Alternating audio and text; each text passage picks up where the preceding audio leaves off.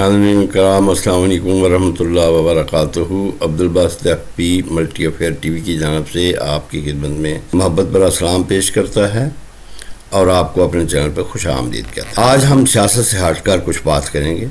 एक ये बहस चल रही है कि क्या इंसान सिर्फ दिमाग से सोचता है या दिल का भी कोई किरदार होता है। कुरान बार बार दिल को समझने का मरकज़ क्यों कहता है और जदीद साइंस ख़ास तौर पर इस बारे में क्या कहती है, यानी न्यूरोकार्डियोलॉजी क्या है। लिहाजा इस वीडियो में हम दिल और दिमाग के साइंसी फ़र्क को समझने की कोशिश करेंगे और कुरान की आयत को दुरुस्त इल्मी तनाज़र में देखने की कोशिश करेंगे। और इसके अलावा नीयत और जो वाटर मेमोरी या टेस्ला एनर्जी थ्योरी जो है, इसके फैक्ट चेक्स के बारे में जो मशहूर दावे हैं बारे में भी कुछ बात करें। क्या इंसान सिर्फ दिमाग से सोचता है या हमारे फैसलों के पीछे कोई और निज़ाम भी काम कर रहा है। आज हम एक सनसनीखेज मगर जिम्मेदार तहकीक के साथ ये जानने जा रहे हैं कि दिल और दिमाग का असल ताल्लुक क्या है, कुरान दिल को समझने का मरकज़ क्यों कहता है और जदीद साइंस कहाँ तक इस बात की तस्दीक करती है और कहाँ नहीं। ये वीडियो अंधी अकीदत या फेक साइंस नहीं है, बल्कि फैक्ट चेक्ड इल्म और ईमान का मुकालमा है। जदीद साइंस में एक शोबा है जिसे न्यूरोकार्डियोलॉजी कहा जाता है। इंसानी दिल में तकरीबन 40,000 न्यूरॉन्स मौजूद होते हैं जिन्हें इंट्रिंसिक कार्डियक नर्वस सिस्टम कहा जाता है। लेकिन दिल जो है दिमाग की तरह सोचा नहीं करता, यानी ना ही तो इसकी याददाश्त है, ना तजिया कर सकता है और ना ही ये मंतक दे सकता है। ये सब अभी भी दिमाग के अफ़आल ही हैं और असल हकीकत ये है कि दिल दिमाग को सिग्नल्स भेजता है, जज्बाती कैफियत पर असर डालता है, खौफ और सुकून में किरदार अदा करता है। कुरान दिल को क्यों मरकज़ कहता है। कुरान फरमाता है लहुम कुलूबुन ला यफ़क़हून बिहा, कि उनके पास ऐसे दिल हैं जो कि वो समझते हैं। इसमें एक ज़रूरी वजाहत यह है कि कुरान करीम में दिल से मुराद सिर्फ गोश्त का टुकड़ा नहीं बल्कि इंसान की शऊरी और अखलाकी शख्सियत है। अरबी में कल्ब का मतलब ही है पलट जाना, बदल जाना, यानी नीयत, रुझान, अखलाकी फैसला, ये सब कल्ब से मंसूब हैं, ना कि न्यूरोलॉजी की किताबों के दिमाग से। दिल की जो इलेक्ट्रोमैग्नेटिक फील्ड है जिसे ईसीजी से नापा जा सकता है और ये एक मेजरेबल चीज़ है। और ये कहना कि दिल की फील्ड जो है 5000 गुना ताकतवर है या दूर खड़े लोगों के ख्यालात को बदल सकती है, इसके बारे में अभी साइंस खामोश है। लेकिन ये बात सच है कि दिल की फील्ड जिस्म के अंदर नर्वस सिस्टम पर असर डालती है, इमोशनल कोहेरेंस पैदा कर सकती है। पानी की याददाश्त जो है, क्या ये हकीकत है या अफसाना है? क्योंकि लोग कहते हैं कि पानी चूँकि जिस्म का तकरीबन 60 से 70% है, उसमें चीज़ें महफूज हो जाती हैं। डॉक्टर मसारो एमोटो के तजर्बात मशहूर हैं इस बारे में।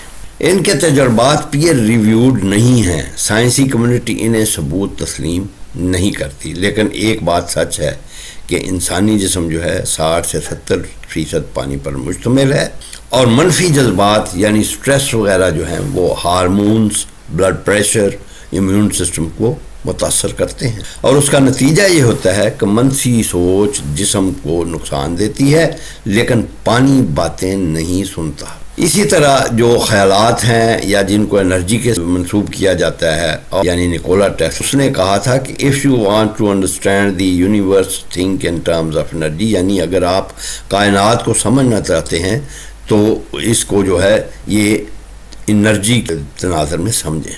और इसके बारे में अब हकीकत ये है कि दिमाग जो है वो बरकी सिग्नल्स पर काम करता है जो नापी जा सकती हैं, यानी EEG वेव्स जो हैं, और आज ब्रेन कंप्यूटर इंटरफेस मौजूद हैं और AI दिमागी सिग्नल्स को लिमिटेड हद तक डिकोड भी कर सकता है।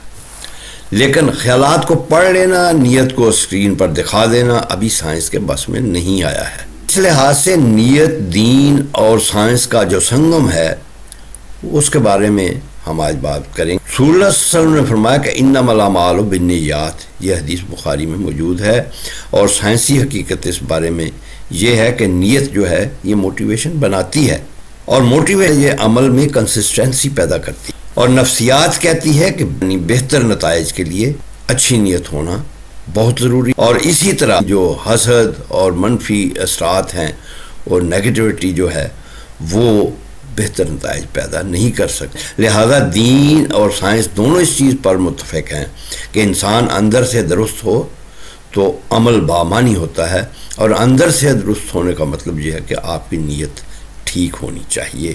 اسی طرح اعمال کی جو ریکارڈنگ کے بارے میں ہے تصور قرآن کریم نے دیا ہے، اور اس میں بھی علامت یا ٹیکنالوجی جو ہے اس کا کیا کردار ہے یا یہ کہاں تک اس کو ثابت کرتی ہے. قرآن کریم فرماتا ہے کہ انا کننا نستنسخ ما کنتم تعملون، کہ ہم جو ہیں ذکر وہ لکھتے جاتے ہیں جو تم عمل کرتے. اہم نقطہ یہ ہے کہ قرآن یہ نہیں کہتا کہ وہ کیمرہ سے ریکارڈنگ کرتا ہے یا ہارڈ ڈرائیو پہ ریکارڈنگ کرتا ہے یا اے آئی جو ہے وہ اس میں کوئی کردار ادا کرتی ہے، بلکہ یہ ایک غیب کا نظام ہے جسے انسانی ٹیکنالوجی سے تشبیہ دی جا سکتی ہے لیکن برابر نہیں اسے کہا جا سکتا. اب اس سے نتیجہ یہ اخذ ہوتا ہے قرآن سائنس کی کتاب نہیں اور سائنس وحی کا نب و بدل نہیں ہے، لیکن قرآن ہمیں سوچنے کا زاویہ دیتا ہے، سائنس ہمیں میکانزم دکھاتی ہے، اور اصل کامیابی جو ہے وہ درست نیت، صاف دل اور ذمہ دار